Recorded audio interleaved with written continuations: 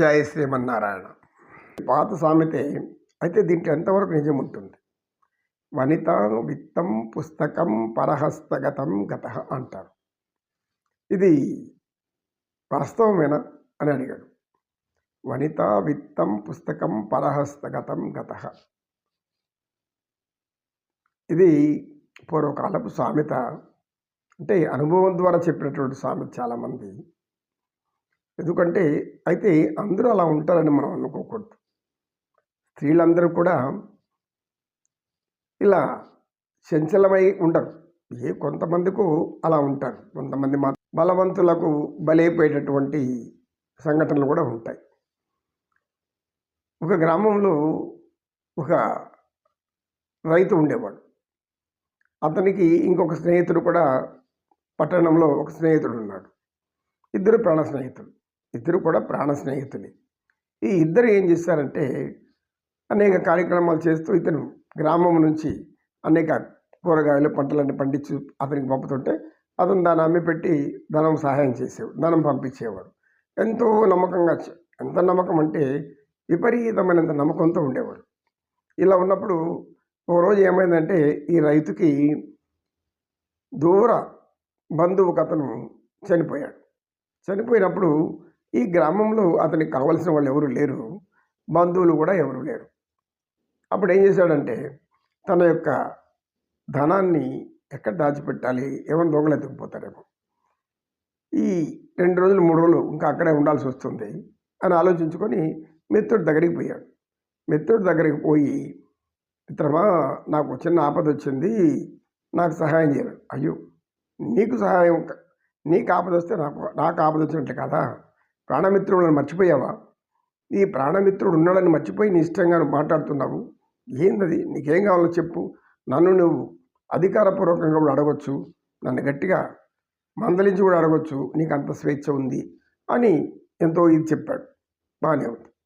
లేదు, నాకు ఈ మధ్యనే వివాహమైంది కదా, కనుక నా భార్య ఒంటరిగా ఇంట్లో ఉండలేదు. ఇక్కడ నీ కుటుంబం ఉంది, నీ భార్య ఉంది, అక్కడ ఒక 3 రోజులు ఉంటుంది.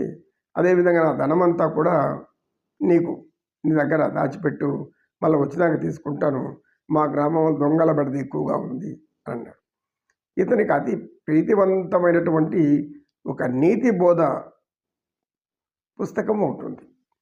ఆ పుస్తకము ఈ యొక్క గ్రామంలో ఉన్నటువంటి స్నేహితుడికి ప్రాణ సమానం. దాన్ని అందులో ఉండేటువంటి మంచి సుగుణాలని చదువుతూ వింటూ అతను ఆ రూపంలోనే అనుకుంటూ ఉంటాడు. కనుక అతనికి మిత్రుడు కూడా అదేలా కనిపించాడు. ఎందుకు? ఆ పుస్తకంలో రాసి ఉన్నటువంటి అనేక నీతి సూక్తులు అవి ఇతని దృష్టికి అందరూ మంచి వాళ్ళ కనపడేలాగా చేసింది. సరే, 3 రోజులు అయిపోయింది. తర్వాత వచ్చాడు. వచ్చిన తర్వాత, మిత్రమా పని అయిపోయింది, ఇక నేను పోతానంటే, అయినా నేనేం చేయమంటావు, నీకు ఒక విషయం చెప్పాలి, ఎట్లా చెప్పాలో నాకు అర్థం కాలేదు అని. ఏం విషయము అని అన్నాడు అతను. ఏమీ లేదు, నీవు ధాన్యం బస్తాల మధ్యలో పెట్టావు, అది సగం ఎలుకలు తినేసింది, సగం మాత్రమే ఉంది అన్నాడు. అయ్యో, అలాగా? ఎలుకలు తినేసాయా? పోతే పోన్లే మిత్రమా, ఉండేది ఇయ్యలేదంటే ఇంక నువ్వు మాత్రం ఏం చేస్తావు, ఎలుకలు తింటే ఇయ్యని అన్నాడు. తర్వాత పుస్తకం గురించి అడిగినప్పుడు, నీ పుస్తకం కూడా నేను చూడలేదు, అటక మీద పెట్టాను, చెదురులంతా తినేసింది, అది ఎక్కడో పోయింది అన్నాడు. అదేంటది, చెదురు తినేసిందా? చాలా బాధపడ్డాడు. అయ్యో, నాకు అత్యంత ప్రీతికరమైన పుస్తకము, నువ్వు భద్రంగా ఎత్తిపెడతావు కదా, నీ దగ్గర ఇచ్చాను నేను, డబ్బు పోతే పోయింది, నాకు ఆ పుస్తకం మరలి దొరకదు అని అన్నాడు. సరే, చేసేది ఏం లేస్తాము, నాకు అసలు నా భార్య నన్ను పంపండి అని అన్నాడు. అప్పుడు భార్య, నాయన, నీ భార్య ఒకరోజు ఇక్కడ ఉండింది, వెంటనే తనకు ఆరోగ్యం సరిలేదని నేను మా అమ్మగారింటికి వెళ్తానని మాకు చెప్పుకుంటూ వెళ్ళిపోయింది. ఏది ఇలా చెప్తున్నాడు అనుకొని ఆ మిత్రుడు ఇంటికి వచ్చాడు. ఇంటికి వస్తే భార్య ఇంట్లోనే ఉండి, ఏమీ అక్కడ క్షేమంగా ఉంటావని పెడితే ఎందుకు ఇంటికి వచ్చేసావు అని అన్నాడు. మీరు నమ్మారు, అతను మోసం చేశాడు, నేను త్రుటిలో తప్పించుకొని వచ్చేసాను. మీరు నమ్మితే నమ్మండి, మీ ప్రాణమిత్రుడని మీరు అనుకుంటే నేనేం చేయలేను. 2వ రోజు రాత్రి నేనున్న గదిలో అతని భార్య నేను ఇద్దరం పడుకొని ఉన్నాము. వచ్చి మెల్లిగా నా కాలు గీకాడు. గీకితే నేను మెల్లిగా లేచి చూస్తే ఇతను అరవద్దని గట్టిగా నోరు మూసేశాడు. రమ్మన్నాడు. నేనేం చేశాను, అలాగే అని ఆలోచించాను. అలాగే అని చెప్పేసేసి మెల్లిగా అతని భార్యను పైకి లేపి, అమ్మా ఈ మాదిరిగా జరిగింది చెప్పాను.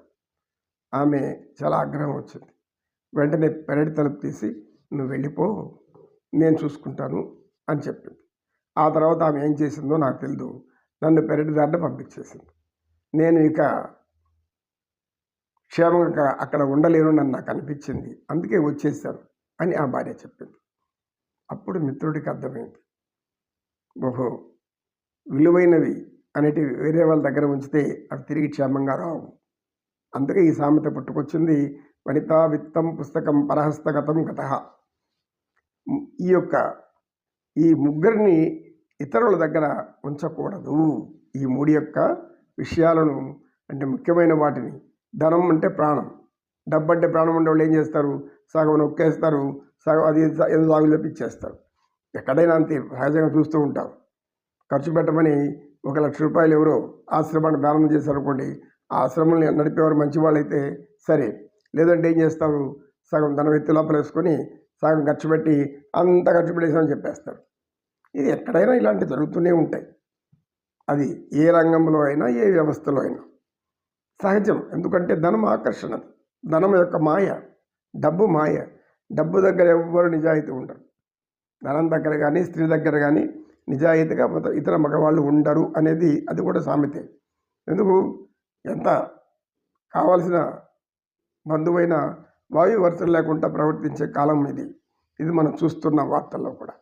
కనుక ఇలాంటివన్నీ ఆలోచించుకొని జాగ్రత్తగా, మన జాగ్రత్తలో మనం ఉండాలి, మన వస్తువుల్ని మనం కాపాడుకోవాలి అనేటువంటి స్త్రీ పురుషులు, స్త్రీ అయినా పురుషుడైనా అంత ఇద్దరికి సమానమైనటువంటి ఈ యొక్క సూత్రం వర్తిస్తుంది, ఈ సూక్తి. కనుక ఎవరి క్షేమం వాళ్ళు చూసుకొని ఆ యొక్క క్షేమాన్ని, వాళ్ళ గౌరవాన్ని వాళ్ళు కాపాడుకోవాలి. లేదంటే ఏదో ఆశ పెట్టి లొంగ తీసుకొని కొంతమంది లొంగిపోయే వాళ్ళు అట్లా కూడా ఉండేవాళ్ళు ఉంటారు. కానీ అటువంటి వాళ్ళ గురించి మనం ఆలోచించకూడదు. నీతి నిజాయితీ 99% ఉంటే ఏ 1% 2% ఇలాగా అన్ని తెగించేసి వెళ్ళిపోయేవాళ్ళు ఉంటారు. నమో కృష్ణ, నమో కృష్ణ. ఎవరికైనా ఏదైనా బాధ కలిగించే మాటలు ఉంటే క్షమించాలి. కృష్ణం వందే జగద్గురు.